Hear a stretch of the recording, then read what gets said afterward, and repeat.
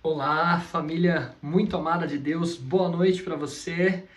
Início de semana e nada melhor do que a gente se reunir em torno da Bíblia. A gente não pode estar junto, a gente não pode estar no mesmo lugar, mas a gente se reúne em torno da palavra de Deus para podermos buscar conhecer qual é a vontade de Deus para a nossa vida. Isso é muito bom. E a nossa série a respeito do livro de Daniel tem sido de fato uma bênção. O Senhor Deus tem falado ao nosso coração, trazendo as revelações espetaculares através das profecias, através das histórias do livro de Daniel. E hoje não vai ser diferente. A gente vai acompanhar aqui uma das histórias mais espetaculares do livro de Daniel, história extremamente conhecida, extremamente amada. Hoje você e eu entraremos na cova dos leões com Daniel. Feche os olhos, vamos fazer uma oração antes de estudarmos a palavra do Senhor. Grande Deus e Pai, eu exalto o nome do Senhor nesta noite, porque o Senhor está com cada um de nós, seja hoje ou quando esse vídeo chegar até a pessoa que está o assistindo. O seu Espírito Santo, ó Deus, não tem limites, não tem barreiras, e eu suplico que hoje o Senhor alcance o nosso coração, fale a nós, mostre o seu poder, a sua graça, o livramento que vem do Senhor, e que o Senhor está no controle da nossa vida, e no final tudo vai acabar bem. Em nome de Jesus, amém. Amém. Quero convidar você a abrir a sua Bíblia no livro do profeta Daniel, capítulo de número 6. Você já deve estar contemplando aí a imagem na tela também. E vai ser espetacular. Não perca nenhum detalhe, tá bom? Acompanhe aí na sua Bíblia também. Vá observando os detalhes da história. O Espírito Santo tem a falar a você. Daniel capítulo 6, primeiro verso, o texto diz o seguinte: Pareceu bem a Dario constituir sobre o reino as 120 sátrapas que estivessem por todo o reino, e sobre eles 3 presidentes, dos quais Daniel era um, aos quais estes sátrapas dessem conta, para que o rei não sofresse dano. Nós estudamos a respeito da queda de Babilônia no domingo passado, e vimos que foi um império constituído pela união de 2 reinos, os Medos, de Dario, e os persas, do grande Ciro. E Ciro, que era quem realmente estava à frente, que era o grande estrategista, aquele que estava à frente do império, permitiu que Dario, nos 2, 3 primeiros anos, estivesse à frente como governante. E o texto diz que logo no início do seu reinado, Dario, ele pensa o seguinte: olha, vou dividir por regiões o meu reino, por satrapias, regiões menores. E ele colocou então governantes ali, sátrapas, 120 satrapias, 120 governantes, sátrapas para cada uma delas. E além disso, Dario fez o seguinte: olha, eu vou colocar 3 homens de confiança abaixo de mim, que irão presidir, 3 presidentes que estarão sobre todos os sátrapas. Daniel era um deles. Sabe, queridos, quando acontecia uma sucessão de impérios, uma mudança de um império para o outro, costumeiramente os líderes, os governantes do império anterior, do império vencido, eram todos mortos. Mas Dario viu em Daniel algo de diferente. Ele viu que Daniel era um homem de Deus. Ele viu que Daniel era um homem confiável. E perceba que de pronto coloca Daniel para ser um dos 3 presidentes que estaria sobre todo o império. Que coisa espetacular, espetacular. Agora veja o que diz o verso 3. Então o mesmo Daniel se distinguiu destes presidentes e sátrapas, porque nele havia um espírito excelente, e o rei pensava em estabelecê-lo sobre todo o reino. Perceba o que está acontecendo aqui. Dario, ele começa a manifestar um desejo de colocar Daniel para estar sobre todo o reino, abaixo dele, é claro, mas ele seria o governante ali do Império Medo-Persa. Isso é impressionante. E queridos, a gente sabe que quando Deus ele nos dá algo, quando Deus nos coloca em alguma posição, a gente tem que fazer tudo para a honra e glória dele. Agora tem uma coisa que muitas vezes pode acontecer, é algo muito triste, mas é inevitável. Isso pode gerar inveja em algumas pessoas. Inveja em algumas pessoas. E a inveja é um sentimento terrível. Porque o que acontece? A inveja, ela é o sentimento de alguém que poderia estar naquela posição, mas por alguma razão não está, e quando vê alguém ocupá-la, pensa o seguinte: eu não gostaria que aquela pessoa estivesse. Começa a se sentir mal. E o pior é quando a inveja leva a pessoa a tentar destruir o outro, para que o outro não tenha algo ou alguma posição, ocupe algo que o invejoso gostaria de ter. Isso é terrível. E lembre-se que havia mais 2 presidentes, Daniel era um deles, e agora o desejo do rei é colocar Daniel para presidir acima de todos. Verso 4. Então os presidentes e os sátrapas, claro que movidos por inveja, sabendo desse desejo do rei de colocar Daniel acima de todos, procuravam ocasião para acusar a Daniel a respeito do reino.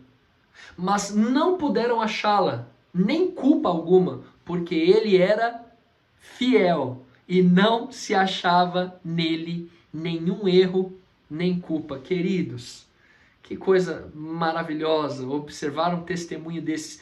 Perceba que aqui não é exatamente o testemunho de Deus a respeito de Daniel ainda, mas é o testemunho de homens que se tornaram inimigos de Daniel. E os inimigos começaram a cavucar, futucar, procurar na vida de Daniel algum problema, algum erro. E começaram a examinar, começaram a observar onde Daniel ia, o que Daniel fazia, com quem Daniel conversava, como detetives. E eles não acharam nada de que acusar Daniel, porque ele era fiel. Eu penso que é legal a gente se colocar no lugar de Daniel e pensar o seguinte: e se fosse com a gente, né? Se as pessoas procurassem algo de errado na nossa vida, será que tinham o que encontrar? Ou será que seríamos declarados, mesmo pelos nossos inimigos, como fiéis? Verso 5. Disseram, pois, estes homens: nunca acharemos ocasião alguma para acusar a este Daniel, se não a procurarmos contra ele na lei do seu Deus. Aqui está algo terrível. Como não encontraram nada de errado na vida de Daniel, eles pensaram o seguinte: vamos buscar na lei do Deus dele algum ponto que a gente possa subverter para podermos ter do que acusar Daniel. Você deve se lembrar que Caim matou Abel porque Abel era fiel a Deus, porque Abel ofereceu o sacrifício correto a Deus e Caim não. A luz incomoda as trevas. A verdade incomoda o erro. Quando um filho de Deus faz o que é certo, isso vai gerar, por parte daquele que não quer fazer o que é certo, perseguição ao filho de Deus. E isto é terrível.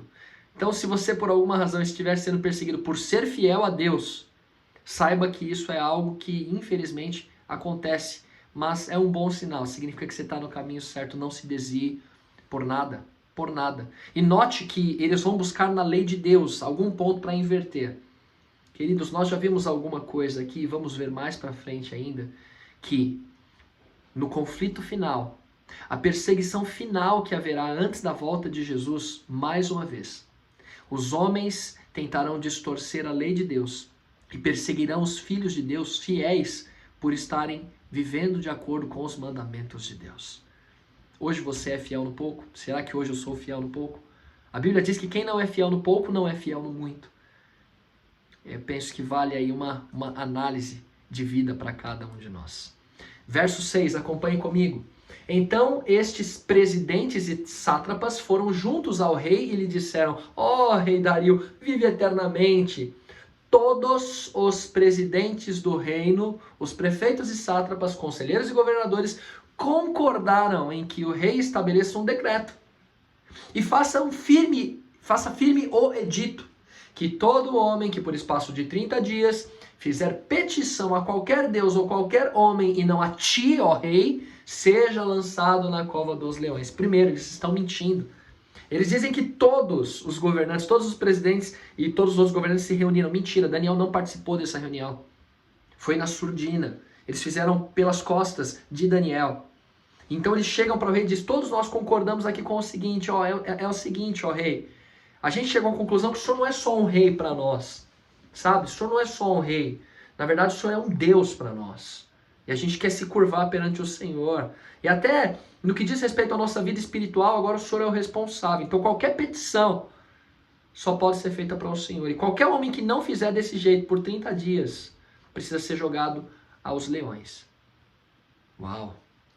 Queridos, o rei deve ter ficado envaidecido com aquilo. Era muito comum os homens, especialmente os governantes naqueles dias, no meio do paganismo, serem tratados como divindades. Infelizmente o ser humano cai nessa, não é? Infelizmente. Hoje, com nomes diferentes, de maneiras diferentes, será que a gente às vezes não faz a mesma coisa? E infelizmente o texto diz que o rei assina o decreto. Assina o decreto pensando que todos tinham concordado, mas o texto bíblico vai dizer para nós na sequência o seguinte: Daniel, pois, quando soube que a escritura estava assinada, entrou em sua casa e em cima no seu quarto, onde havia janelas abertas, preste atenção nisso, janelas abertas do lado de Jerusalém, 3 vezes por dia, se punha de joelhos e orava e dava graças a Deus diante do seu Deus, como costumava fazer. Então não é algo que Daniel começa a fazer agora, mas Daniel continua fazendo o quê? Como todo bom judeu, o templo de Jerusalém estava destruído, é verdade, mas todo bom judeu, no período de cativeiro, orava com janelas abertas, viradas para a direção do templo. E Daniel, o texto diz que ele orava 3 vezes ao dia, queridos. No começo, durante e no final do dia. Como que anda a nossa vida de oração, hein? Sabe, queridos, a oração ela tem poder. A oração ela nos coloca em contato direto com Deus. A gente muitas vezes está buscando recurso, buscando ajuda, sem antes irmos à fonte de poder inesgotável, que é Deus. Como anda a nossa vida de oração? Agora, uma coisa que vale a pena a gente perguntar, né? Por que Daniel então não podia orar com a janela fechada? Boa pergunta, não é? Por que Daniel não orou com a janela fechada? Será que ele queria pirraçar? Será que Daniel era um pirracento? Será que foi isso? De jeito nenhum. De jeito nenhum. Daniel, ele era uma testemunha de Cristo. De Cristo, mas Cristo não tinha vindo ainda. Lembre-se que Daniel orava em direção ao templo. Templo era lugar de sacrifício. Cordeiros eram sacrificados. O cordeiro que tira o pecado, o cordeiro de Deus que tira o pecado do mundo é Cristo. Daniel confiava no sacrifício de Jesus. E Daniel, ele orava com a janela aberta, porque ele era uma testemunha de Cristo. E ele não queria que nem sequer por um momento os homens pensassem que ele estava sendo coagido, que ele havia abandonado a sua fé. Não foi para provocar, mas foi para dar um testemunho de que ele continuava sendo fiel a Deus, mesmo em meio às ameaças. Verso 13, acompanhe comigo. Então responderam e disseram ao rei: esse Daniel, que é dos exilados de Judá, olha eles tentando diminuir Daniel, não faz caso de ti, ó rei, nem do interdito que assinaste antes, 3 vezes por dia faz a sua oração. Esses homens vão até o rei Dario e falam agora a respeito de um transgressor da lei, né? Um transgressor da lei de homens, da lei de homens. E dizem o seguinte: olha, tem um camarada que não está te obedecendo, tem um camarada que não está fazendo seus pedidos espirituais ao Senhor, não, rei. Ele não te trata como Deus, ele está querendo dizer que tem um Deus que é superior ao Senhor. E ele está fazendo isso 3 vezes por dia. Dá uma olhadinha aqui, ó. Foi o Senhor que assinou. E aí, o que o Senhor vai fazer? Verso 14. Tendo ouvido o rei estas coisas, ficou muito penalizado e determinou consigo mesmo livrar a Daniel. E até ao pôr do sol se empenhou por salvá-lo. Queridos, o rei Dario já tinha tido contato com Daniel, o testemunho de Daniel, e até simpatizava com o Deus de Daniel. E ele queria livrar Daniel dessa. Ele queria livrar Daniel, então ele tentou, conversou com um, conversou com outro. Mas tem uma coisa que você já deve ter ouvido falar: leis de Medos e Persas não volta atrás. Lei de Medos e Persas não volta atrás. Assinou, vai ter que cumprir. Decretou, vai ter que executar. Então o verso 16 diz que o rei ordenou que trouxessem a Daniel e o lançassem na cova dos leões. Disse o rei a Daniel: o teu Deus, a quem tu continuamente serves, que ele te livre. Queridos, o rei está mostrando aqui que o testemunho de Daniel era tão poderoso, que ele já estava até acreditando que o Deus de Daniel poderia livrá-lo. E com dor no coração, cumprindo uma lei a qual ele foi enganado para assinar, ele então dá a ordem para que Daniel seja lançado na cova dos leões.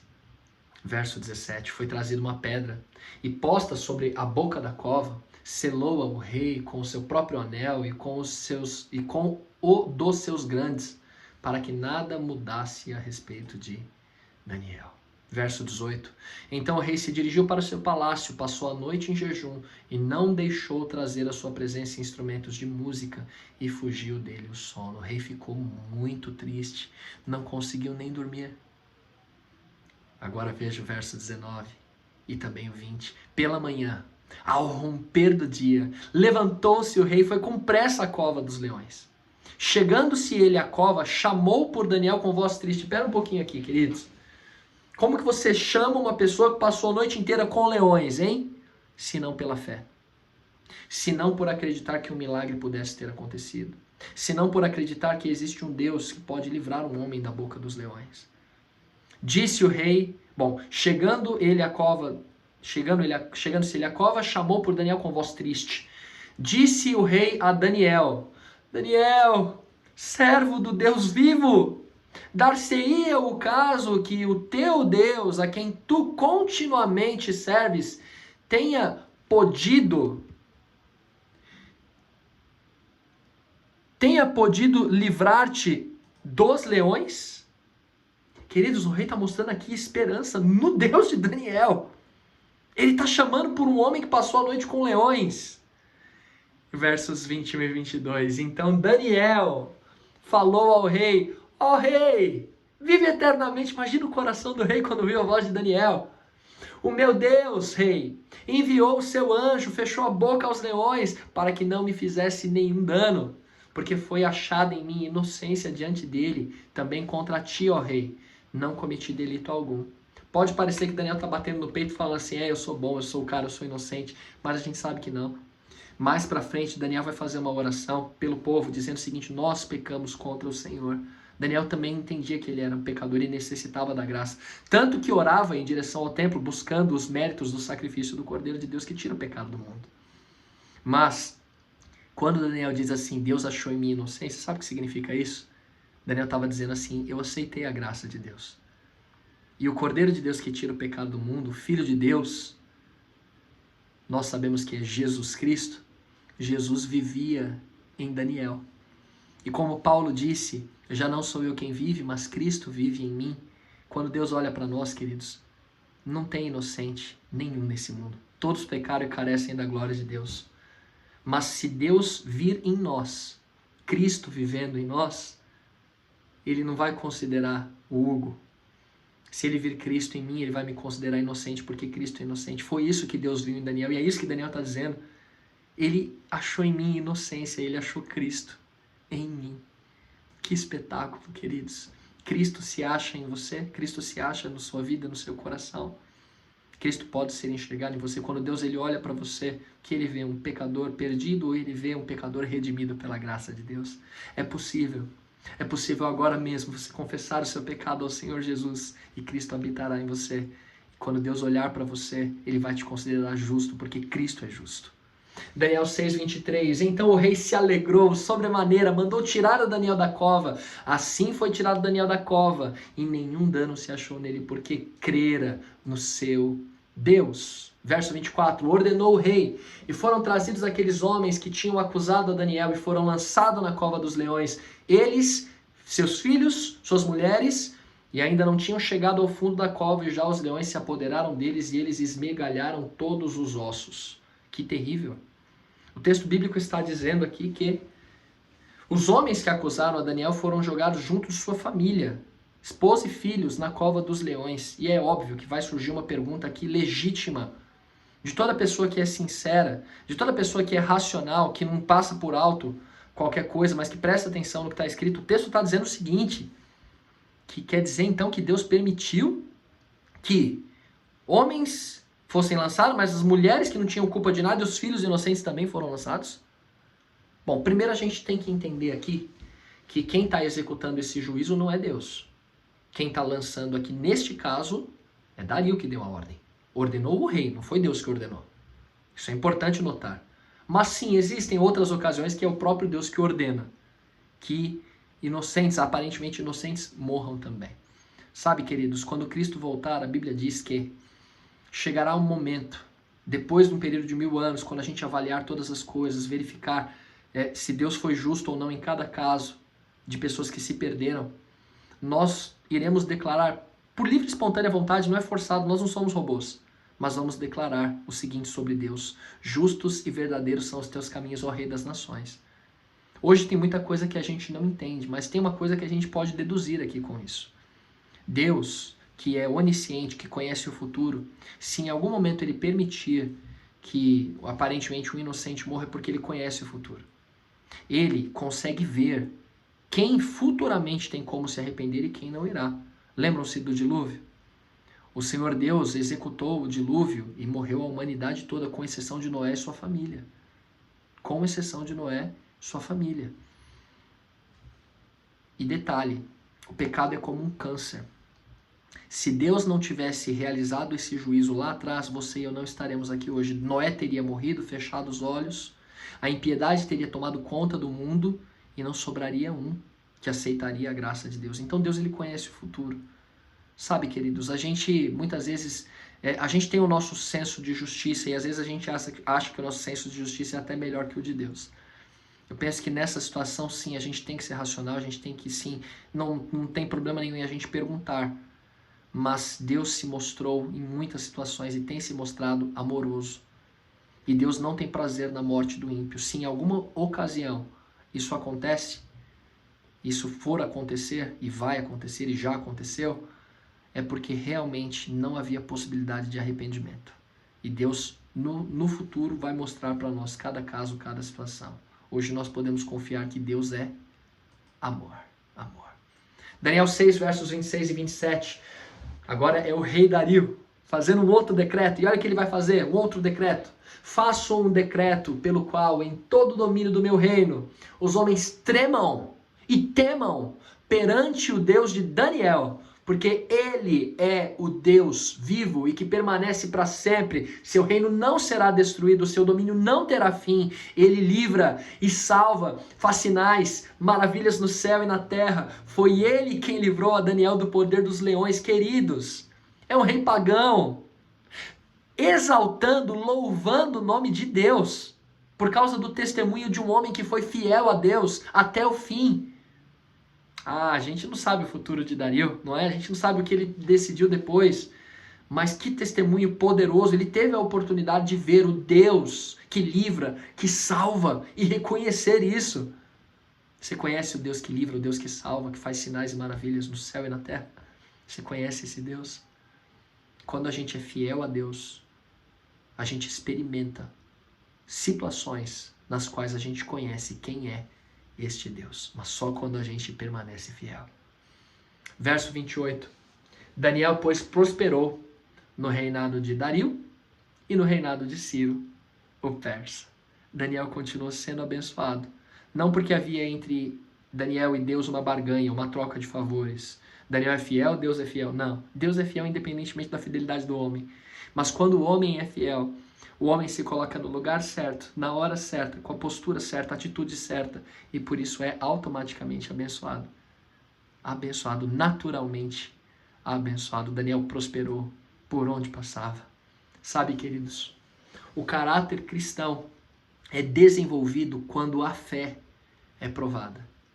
É no momento de provação que a nossa fé, ela se mostra. É no momento em que a escuridão toma conta, que as estrelas brilham, não é enquanto está claro. Sabe, é nas horas de dificuldade que se mostra em quem nós confiamos. Há uma passagem bíblica que diz que se a tua força for pequena no dia da provação, é porque realmente você é fraco. Sabe, queridos, é muito fácil eu dizer que creio em Deus nos dias fáceis, mas é nos dias difíceis que a minha fé se mostra verdadeira, porque eu não solto da mão de Deus. Eu quero terminar lendo com você o que está em Filipenses capítulo 1, verso 6. O texto diz assim: eu estou plenamente certo de que aquele que começou boa obra em vós há de completá-la até ao dia de Cristo Jesus. Como que está a sua vida hoje?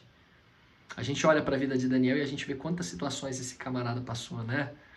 Desde moço perdendo família, familiares assassinados pelo mandados ali pelo rei Nabucodonosor. Soldados mandados levaram a família de Daniel, levam Daniel do seu local de nascimento. Ele vai embora de Jerusalém, fora do seu país agora, numa nação pagã, mas ele continua sendo fiel a Deus. E tanta coisa que Daniel passou, não é? Quando Daniel passou por essa experiência, ele já tinha aí os seus 90 anos, essa experiência de ser lançado na cova dos leões. Não foi como um menino. Isso significa que as provas da vida, elas vêm a qualquer momento, meu irmão e minha irmã que está assistindo nesse momento. Você talvez esteja se perguntando, não vai parar não? Não vai parar de doer? Não vou parar de sofrer? Não vai parar de ver dificuldade? Jesus falou, no mundo tereis aflições. No mundo tereis aflições. Mas se tem algo que a gente aprende com a história de Daniel é o seguinte, é que no final tudo termina bem. Pois é, querido. Pois é, querida. Se não chegou ao final ainda, se não está bem ainda, porque não chegou no final. É isso. Quando a gente olha para a nossa vida ela é como se fosse um livro, não é? Só que se você ler o começo, o meio e até perto do final, às vezes você não vai entender. Somente quando chegar ao final, realmente, você olhar para trás, você vai falar, ah, entendi, hein? Sabemos que todas as coisas cooperam para o bem daqueles que amam a Deus. Deus está trabalhando na sua vida, Ele é o grande autor. O que devemos fazer é permanecer fiéis a Ele e Ele conduzirá a nossa história até o final que Ele deseja. Que Ele deseja. E que é o que desejamos também, paz, alegria, felicidade, vida eterna, unidos a pessoas que amamos e acima de tudo ao nosso Deus, contemplando a face do nosso Senhor e Salvador, Jesus Cristo. Deus começou uma obra na sua vida e Ele vai completá-la. A gente tem que parar de atrapalhar, deixar Deus agir, sermos fiéis a Ele e o que a gente não puder fazer, Deus vai realizar na minha e na sua vida. Que o Senhor Deus te abençoe e te guarde. Vamos orar? Querido Pai Celestial, obrigado por nos mostrar essa história tão espetacular e através dela tirarmos lições preciosas para a nossa vida, de que vale a pena sermos fiéis, de que vale a pena, ó Deus, conhecermos quem é o Senhor, te amarmos acima de tudo, porque é maravilhoso, ó Deus, é libertador o relacionamento com o Senhor. Conhecereis a verdade vos libertará. O Senhor Jesus Cristo, Ele disse, eu sou o caminho, a verdade e a vida, ninguém vai ao Pai senão por mim. Queremos te conhecer, ó Deus. Apresente-se a nós por meio de Cristo, por favor.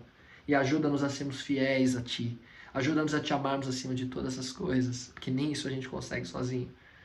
E que o Seu amor maravilhoso por nós nos mova a cada dia para sermos testemunhas do Senhor. Guarda cada um de nós, a dos nossos queridos também, até mesmo aqueles que nos perseguem. Oramos em nome de Jesus. Amém. Amém.